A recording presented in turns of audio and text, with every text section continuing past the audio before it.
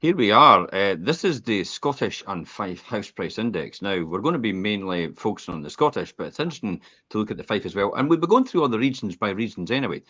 Good afternoon, Perry. How are you?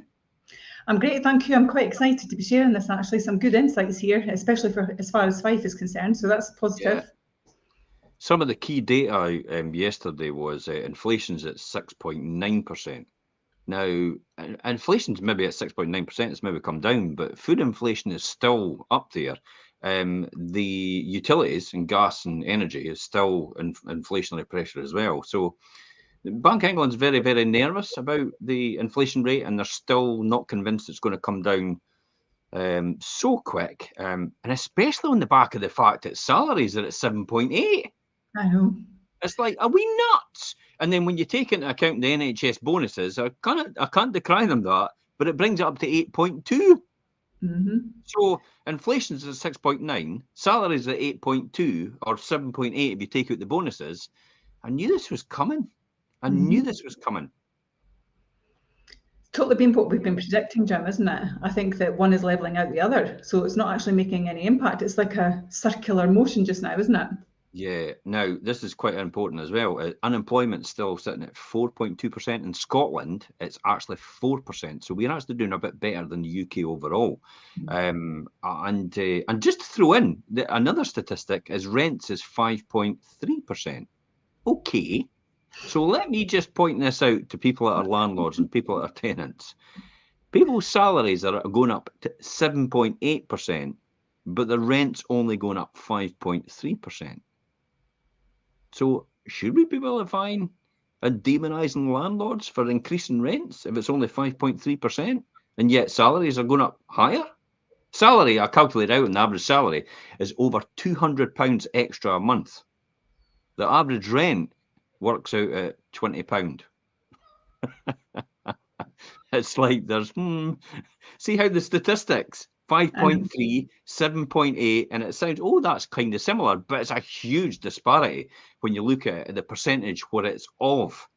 Because you could have 2% of £100, which is effectively 20 quid. Yeah? No, it's actually £2, isn't it? Sorry, it's £2. But then you could have 2% of 100,000. Yeah? Which is £2,000. So it's completely different, but it's still 2%, isn't it?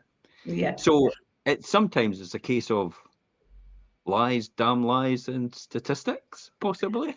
It is a bit of that, but I think what it is as well, though, Jim, is they like to communicate headlines, but actually don't give us the meat behind it, because the headlines give the story they want to portray that day, and that's the problem, isn't it?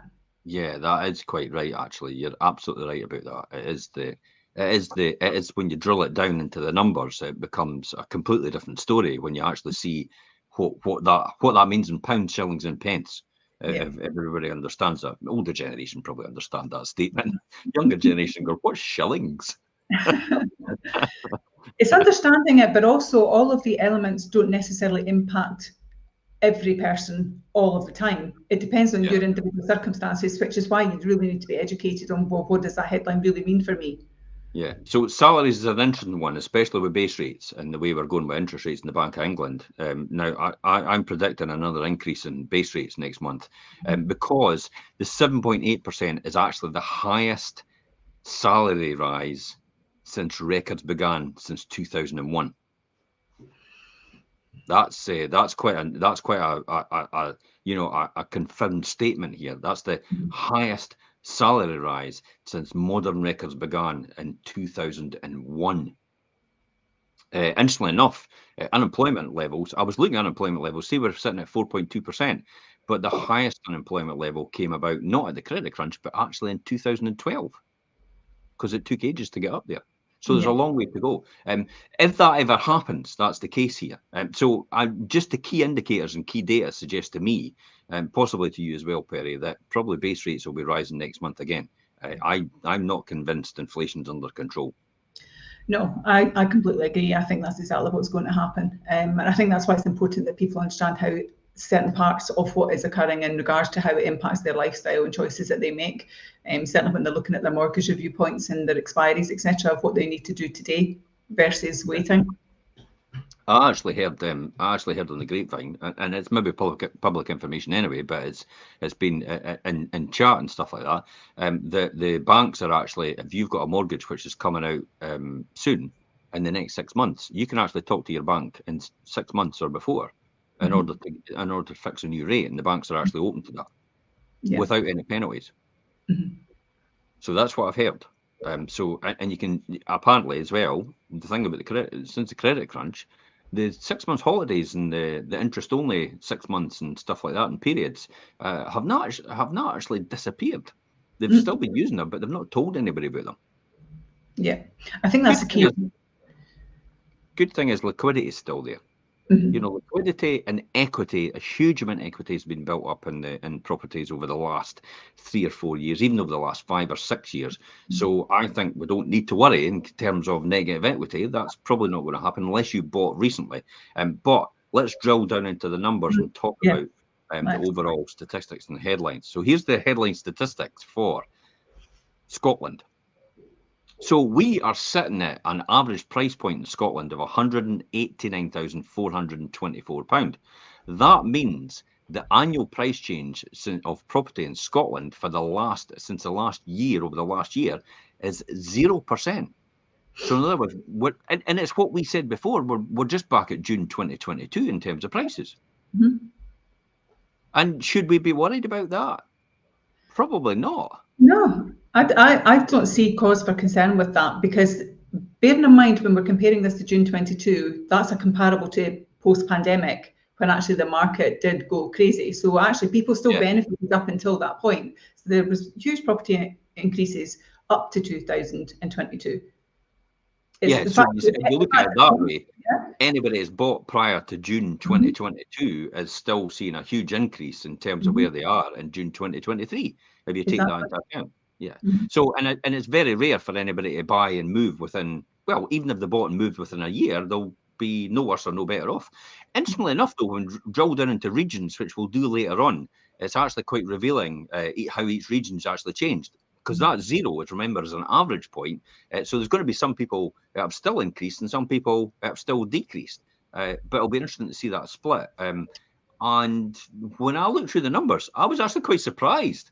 I was surprised I expected all the low value places to actually still increase, which that's not the case. And all the high value places to actually probably decrease, which again is not the case. No, it's very mixed. So there's no straightforward pattern there in terms of how the housing market is in terms of price point anyway. The health of the housing market is probably the most important. And we'll talk about transactional numbers as well. The reason for that is because if the same amount of properties sold last year will be sold this year, therefore all the jobs that are still in circulation right now to do last year will still be able to maintain this year. It's when it goes up, then we need more people to come in and work for these property sales. It's when it goes down, we'll lose more people as a result, so therefore shed jobs. So you don't want to do that. You actually really want a stable market overall. Do you want to cover the economic statement? Is that something you want to cover? Well, I think it's important that we do cover it. I mean, average house prices, according to the UK House Price Index, this is what we're following, which actually gives us a good indicator across the board rather than any one kind of view. There's an average house price in Scotland remains little changed, as we've said, at 0% over the last 12 months. That was down from 1.9% the 12 months to May 2023. We're slower than average UK house price annual inflation of 1.7 in the 12 months to June. So on a non-seasonally adjusted basis, average house prices in Scotland decreased by 0.4 between May and June of 2023. But that was compared to an increase of 1.5% during the same period 12 months ago. But on seasonally adjusted, because we talk about adjusted all the time, don't we? Average house prices basically in Scotland decreased by 1% between May and June, is what they're telling us, of 2023. Which is why it brought it back to 0, because it was in the month, and that brought it back to 0. Now, seasonally adjusted means we're comparing apples with apples and, pears with pears. It's funny how that's carried on with me from primary school. Is that the same for you as well? Is that way you got that? Yeah. It must have been a national curriculum thing with the teachers. It's like apples and apples and pears and pears. Well, it's true, and then it's when you do it on the other side, it's like when it's not the right way to do it, it's like you're comparing apples with oranges. It's just not the same. Yeah. So comparing the provisional UK house price index volume estimates for April 2022 with the provisional UK house price index volume estimates for April 2023, the volume transaction has actually decreased by 18.6% in Scotland and by 24% in the UK.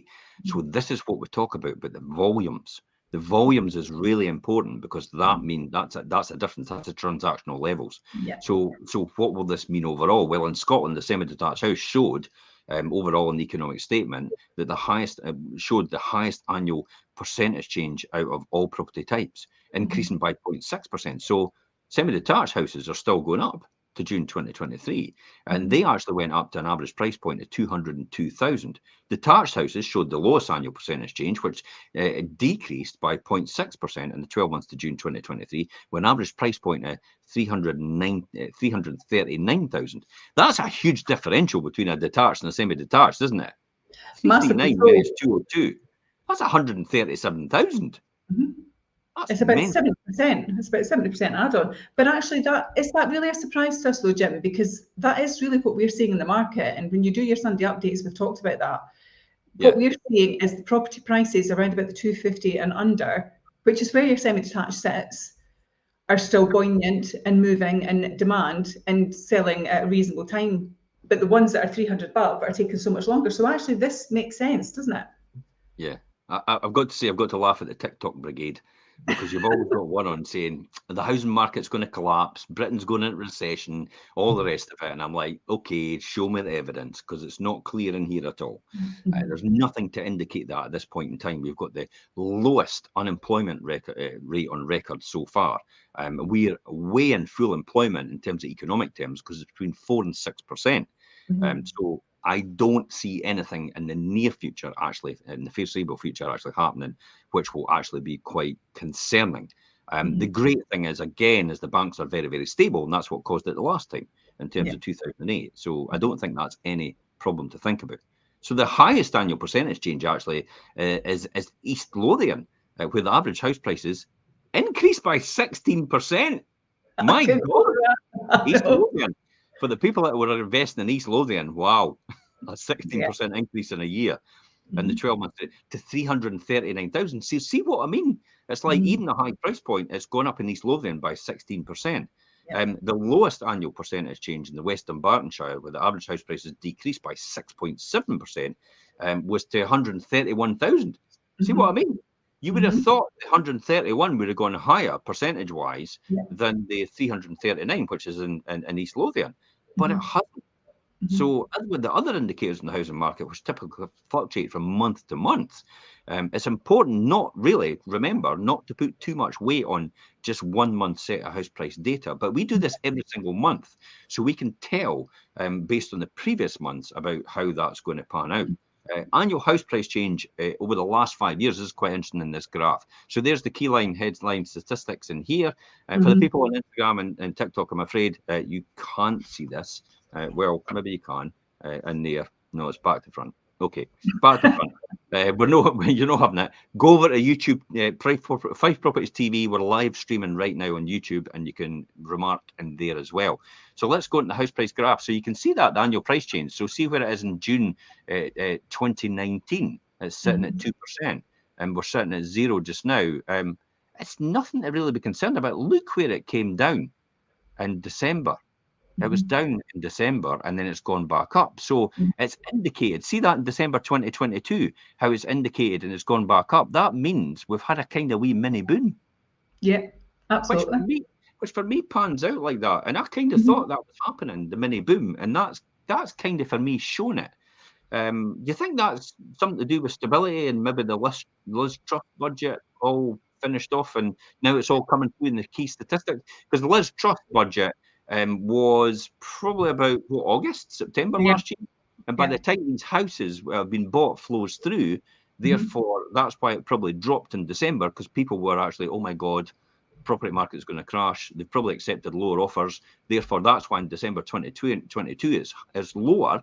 And then all of a sudden after that, it's like she got ousted, and so did our Chancellor. Policy change was made straight away, and then all of a sudden, yeah, we're back in business. Yeah, it's exactly what's happened, Jim. If you look at it from June 22, June 2022, I mean, look at the peak that's up there. And then in December, like within that 6 months window, it totally drops off a cliff and then it goes up again. And I think it is about buyer confidence as well. And actually people then were feeling that actually this doesn't impact me and the headlines don't maybe necessarily affect me. So I'm just going to do what I need to do because my life dictates it anyway. Now, the next interesting one for me is the annual price change in Scotland by local authority. Here we'll drill in on it. Now, this is quite a good one. So Aberdeenshire at 1.3% minus. That's standard. That's Aberdeenshire's area, which is continually dropping all the time. I'm sure every dog has their day, and that's going to come back with a bounce. At some point in time, once they get their act together in terms of renewables, I think that's where Aberdeen's going to end up. And a huge investment of millions, if not billions, will go into that. Angus, 1.5% drop. Argyll and Bute, City of Aberdeen, drop as well. It dropped significantly. Aberdeenshire is outside the City of Aberdeen, and that's actually dropped, which was actually quite surprising, because you would expect City Dundee's dropped, Edinburgh's gone up. You can see that there as we come in. Edinburgh, where are we? Edinburgh. 2.7%. Edinburgh, here we go. Up 2.7%, Glasgow up 1.2%, Clackmannanshire 4% down, Dumfries and Galloway 3% down, Ayrshire 0.7 up, East Dunbartonshire 0.7 down, East Lothian 16% up, East Renfrewshire 1.7 up, Falkirk 2.5 down, Fife 5.4% up. No surprise there. 174,000 is the average price point to buy in Fife. Now, predominantly, most people just look at the East Neuk and St Andrews and go, whoa, they're huge prices. But overall, if you look at Kirkcaldy, Glenrothes and Cooper and Leadenmouth and take that into account with Dunfermline, that's why it balances it out. And the average price point in Fife is 174,000. That's a really good price point. Very affordable housing when you look at the salary points as well. And that'll still continue to go. And I think it'll still continue to remain as Fife is a buoyant market for that reason. Now, we've actually seen a two-tier system in Fife created here. Everything up to 300,000 sells almost like a boom market. And then from 300,000 upwards, it starts to taper off in terms of the buyer. It's slightly changing from a seller's market to possibly over, when it gets into the higher levels, into a buyer's market. So that's where we are in terms of the housing market in the Fife area right now. I think it's it's probably similar in most areas, Perry, isn't it? And we'll probably find that it breaks off at a certain point, but we don't know individually what these points are, just like Fife at 300,000. No, I think you're right to a degree, and I think the East Lothian shows that. I mean, they're at 339 and they've gone up 16%, so it's certainly not impacting them. They're slightly different. I think they're the I mean, Inverclyde 8.8, Midlothian 2.5 down, Moray 2.2 up, North Ayrshire 0.9 down, North Lanarkshire 2.5 up. Now, Orkney's a different one because there's few transactions in Orkney. That's why it shows a minus 15%. But in actual fact, it's probably because there's only about 3 houses sold in comparison to 3 houses that sold the year before it were higher in price. So that's why. So you need volume in each area to make it understandable, or it's just meaningless. That's why they said don't put too much emphasis on the detail on a monthly basis. But Fife has actually been consistent. Same with the Shetland Islands at minus 10.9%. Stirling 0.7% up, West Dunbartonshire 6.7 down, West Lothian at 2% up. And Scotland overall, even Stevens at 189,424, as we'd said. So that's actually quite good for overall, isn't it, for pricing? I think it's quite surprising that there's disparity as they are, but I think overall, if you were taking the averages at 0, then actually no one's really severely impacted. And whilst these numbers are great, and for the buyers and sellers at the moment in Fife, it's great that it's 5.4%, but across the page, you know, if there's anybody that's in these areas that have maybe gone down, unless you're selling just now, it doesn't really impact you anyway. So I wouldn't be overly concerned about that. Yeah, definitely. Yeah, I mean, as I said, the geographies with lower number of sales transactions should be analysed in the context of the long-term trends rather than focusing on the monthly movements that we're talking about now. So you need bigger areas to give you a better idea, or you look at it in a longer period of time for the smaller areas. Let's Definitely. jump on to the average price by average prices by local authority. This is actually quite an interesting one. So the local authority areas, I'll just show that as we go in there. There you go, local authority areas. Red is the overheated. You can see higher prices. It goes down to the midpoint, which is almost a beige, and then it goes down into the blue, which is a colder area. It's kind of like hot and cold, isn't it? Left a bit, right a bit, left a bit, up a bit. Getting hot. You're getting hotter. Whoa, whoa, you're getting colder. It's like, oh, good back. It's like, but you can see the areas, you know, up there, up in Moray, I think it is, and then you've got down in Fife, and you've got over in Angus, in that area of Dundee, are all very attractively priced. The overheated areas are clearly Perthshire and East Lothian, isn't it? And Edinburgh. Yeah, which So ties into what we've seen. do you think these will have good growth to come? I think they will have good growth to come. You know, if you're not impacted immediately, then great. But if you're in the situation where you need to be moving and you're in some of these orange areas, the 170, 189s, what we've seen is that growth is coming year on year. So there's nothing to indicate, as we said at the beginning, Jim, that there's going to be any negative impact to that. Can you give us an idea about what's the most expensive area to purchase? You know, what price point we're talking about? To be honest, it really just depends on what type of property it is. So detached houses, for instance, as we've said earlier on, we've seen that those are the most expensive. So you can see that there. So 338,746 is your average detached. That's actually gone down very slightly since last year, comparing it to June on June, by minus 0.6. Your semi-detached average house price now is at 201,681. So that's actually gone up by 0.6. Your terrace has pretty much stayed the same, as has your apartments and masonettes. But actually, they're really consistently priced, terrace and masonettes, aren't they? And you're getting quite a lot for your money. Absolutely. So terrace, I think flats and masonettes, I'm surprised at that being zero. I would expect that to be a bit more, because purely for the fact that it's a lower price point, and I thought it'd be more attractive to a lot more people. You know, what's your thoughts? I mean, are you seeing that in Fife?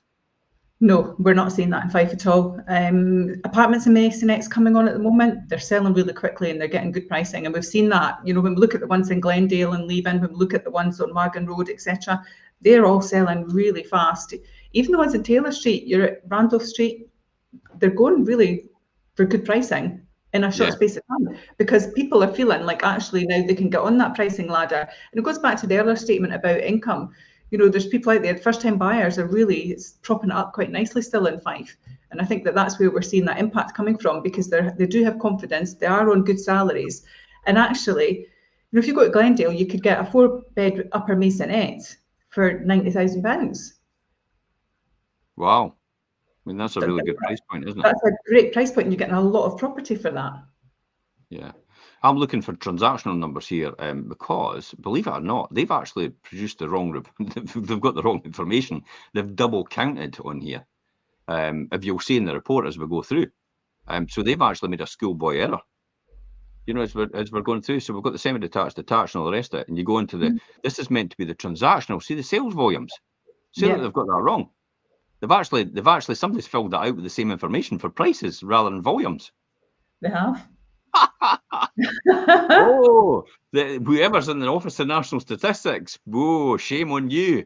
You've got that wrong. Your report is actually inaccurate. Not inaccurate in terms of the price points, but it's not got the data on for sales volumes. But again, we come back to saying that the sales volumes, when we look at it, you had said there previously that sales volumes had dropped quite significantly, I think we'd said. In the report itself. I think we'd actually said it had dropped about, 19% originally in the economic statement. I'm just seeing if I could see that here. 18.6 in Scotland. Okay, so that means on a Fife basis, if we look at it on a Fife basis, I'll jump off of that. On a Fife basis, if you look at it like year on year, we're typically about 6,500 transactions every year.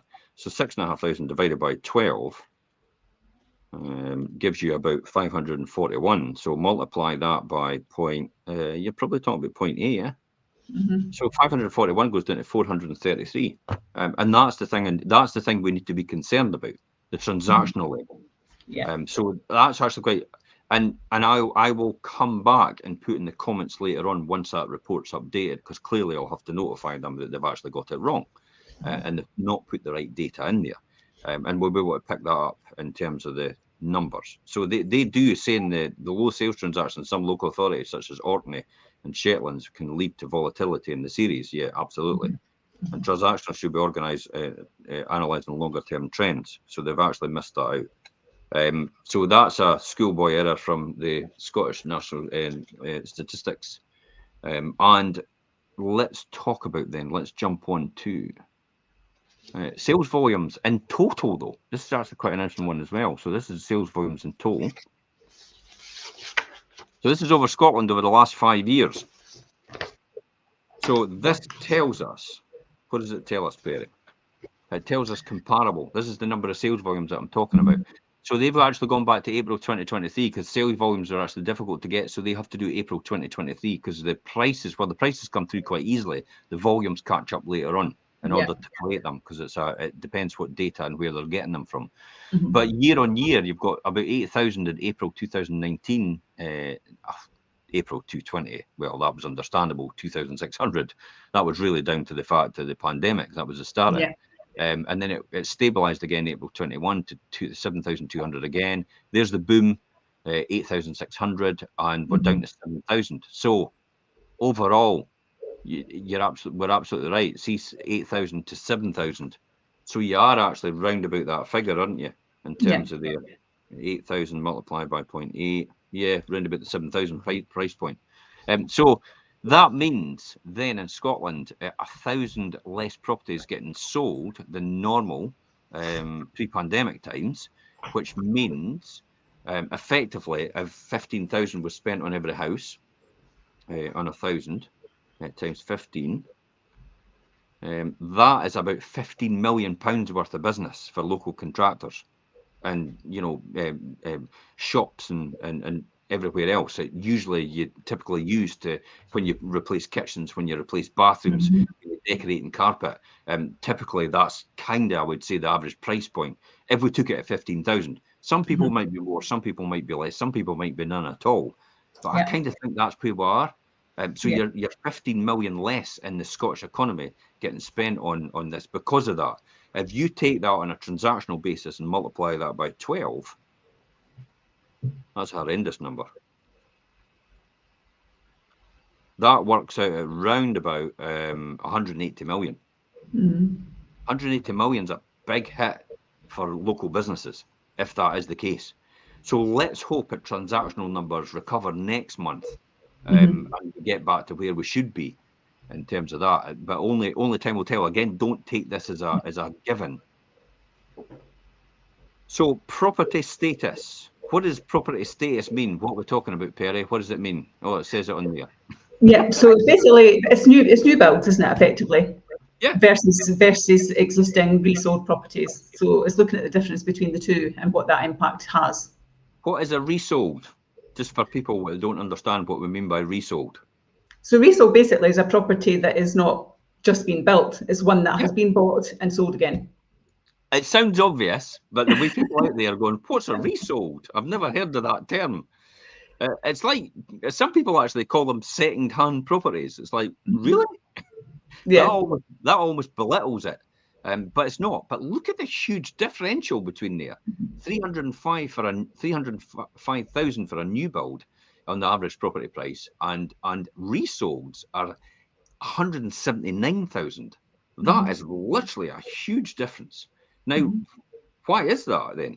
Why is there such a difference in these prices?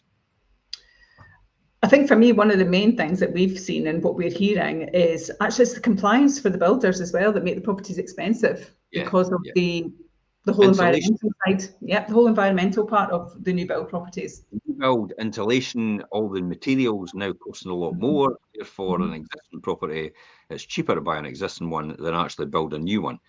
Do you think, now this is an excuse, and I'll tell you why, This is the excuse the Scottish Government and the local authorities are telling us. It's why they're reluctant to build social housing and affordable housing, because it's not affordable them to buy. Now, I keep saying to them, it's all very well saying it's not affordable to build, but my rhetoric to that is you can't afford not to build at this point in time, because there's a newsflash. I have been telling them this for 10 years. So it's no surprise that we've now got to the tipping point where it's tipped over and we're now in a crisis in terms of the rental property market. And this is why they want to put curbs on rental inflation, and they're wanting to put caps on price increases in terms of rents for private landlords. But interestingly enough, they're not bothered about social landlords and student accommodation. Which, it's interesting. Funny enough, could be the two markets that they're involved in themselves anyway. Oh, that's a bit cynical, James. Yeah. Oh, cynical? What? It's like, really? It's like, aye. I suspect that might be the case. I think what's really interesting as well about that, and certainly we're seeing it, I've never seen it really until this year, that actually the local authorities are coming forward to purchase ex-local authority properties that are now up for sale. Yeah. Buying them off agents. You're actually seeing that now, rather than them building, they're trying to repurchase what they sold in the first place. Yeah, that's it. And they're doing exactly the same thing as they castigated the private landlords for. They're taking away properties from first-time buyers. Yeah. They're actually stopping first-time buyers. The local authorities are now competing against first-time buyers. There's apparently, I'm sure it's a £77 million was allocated this year from the Scottish Government to local authorities to their budgets to go and start buying some, properties from. Now, they're looking for ex-local authority houses. They're wanting to buy back their existing houses. They don't want to buy back properties that are not ex-local authority houses, because the standard of build in ex-local authority houses is often better than the standard of build in the similar houses of the same age that are not ex-local authority. So they like them, and they want to buy back their own stock to use again. But also they know the stock, don't they? Because not every property in that street will be privately owned. So the council will already still retain some of those properties. So it's easy for them to maintain that stock, isn't it? So that effectively, at £80,000, £77 million could buy them another 962 properties at £80,000 a prop. That would be 770 if it's £100,000 a pop for ex-local authority houses, and that's a huge amount of properties actually taken out of effectively what we would say the first-time buyer market, isn't it? Yeah, absolutely. So that again will restrict that market. So because local authorities are buying, my assumption then, and I said before, is why flats and apartments will probably be the ones that will be resilient in the next coming 3 or 4 years for that very purpose, because they're propping up that market, the local authorities, as private landlords did as well in the very beginning when it came to the credit crunch. Absolutely. It's where your first-time buyers will be going. So let's look at buyer status. This is quite interesting. First-time buyers. Average price that they're buying at is 151,000 versus former owner-occupiers is 228,000. What do you think's behind that? Do you think it's because mortgage availability? Yeah, absolutely. If you think about your first-time buyers, generally they're kind of maybe at the beginning or just a third into their career, where your more mature person will be further into their career status, income, earnings. Equity built up in previous properties and equity as well, yeah. Equity built trade up and trade down would be the key here, and actually release money or add money to their deposit, which will actually make it easier for them to buy a higher priced house, isn't it? Yeah, absolutely. Okay, that's a good one. Next one is the final one is the funding status. This is actually quite interesting as well. So cash buyers, or generally on average in June 2023, actually paid 172,000. Mortgage buyers actually paid 198,000, almost 200,000. So they paid significantly more. Do you think that just speaks for itself, I suppose? I think it does speak for itself. I think what's happening is you're getting a lot of downsizers, remember, Jim, who will have that equity in their property that then become cash buyers. Yeah. So, you know, those will be certainly sitting in that cash pot.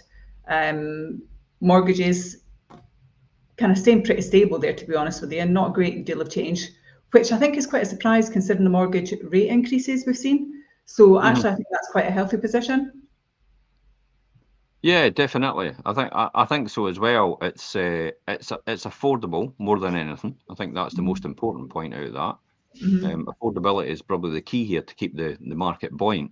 And so where do you think this will go from here then?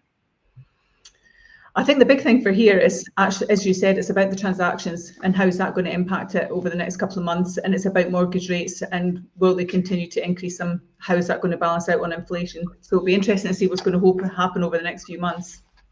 Yeah, absolutely. I'm just quickly looking to see if I can find it. I think I've got it here actually. Yeah, I've got it. Give me a second. I'll see if they've updated that with the sales volumes. Nope, they've not updated it.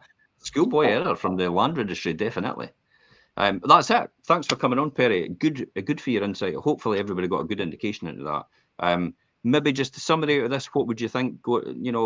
Happening? Interest rates, base rates, things like that. Do you think of this? I mean, we said in the beginning we think interest rates will move up again, but do you think they might just stay for the 1 month and just hold it off? No, I don't think they will. I think they will absolutely increase them again. I think that's the journey that they're on. How that will impact things, will it impact it greatly? We've not seen that. I think the biggest surprise for me in this was the increase in property value in Fife going up by 5.4%. I mean, we can see that it's a healthy market just because that's our business, but actually to see that across the board was quite encouraging. So I think for me, it's really important that people understand the data and don't look at the headlines. I get it even when we go out, and you'll have heard it as well. I've heard it even just this week. Oh, I'm not going to bother selling just now because I see it on the news and the property prices are crashing and mortgage rates are going through the roof. And the reality of it is actually in Fife, I don't know if we're in our own little cosmos here, but we're not seeing that. Yeah, definitely. I would say that as well. I think overall for me, I think again, I think they're on a mission. I think the Bank of England's on a mission with the government, and it's almost quite draconian in the way they're doing it. They're setting their ways. Now they've got it in their sights to think they can get to 2% by the end of the year, when in actual fact at the beginning of the year they said if we can just get to 5%, we'd be happy with that. So, and I think they'll continue to hurt the economy. Now, the interesting thing though, if you look at a 5-year fixed rate deal, you're getting them still, even though now, from some of the banks, 5-year fixed rate deals at 5.39%. And yet base rates are at 5.25. Again, it's something that I've never seen before, where the base rate is almost the same as the fixed rates. And so, but what they're doing on the mortgages is they're being very fly. They're being quite creative, and I'm not sure if it's will it come back to haunt them? I'm not really sure. But what they're doing is they're adding 3% at the beginning as the arrangement fee. So then the 5.35 with the 3% over 5 years is actually about 6%, because it's 0.6 every year. That is the 3% in arrangement fee. So they're actually being very creative and actually, well, it's really 6%, but we're gonna front load it and add this on. But you don't need to upfront it because you can just add it on. You'll not have to pay it.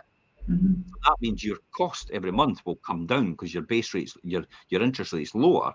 And I do think I do think we'll start to see more mortgages being pushed out in the term. So I think there'll be more and more mortgages getting pushed out from 25 to 35 years in order to bring the monthly cost down by about 20%. And that will be easier to get a higher mortgage. Therefore, either stabilizing the current property market or possibly even fueling it again and get it going. Time will only tell. Thanks for coming on, Perry. Thanks very much. If anybody else has questions later on, feel free to ask. Put something in the comments, and we'll come back to you. I'm gonna spend a wee bit 5 minutes with TikTok Brigade. Okay. Now, bye. See you later, folks. Bye.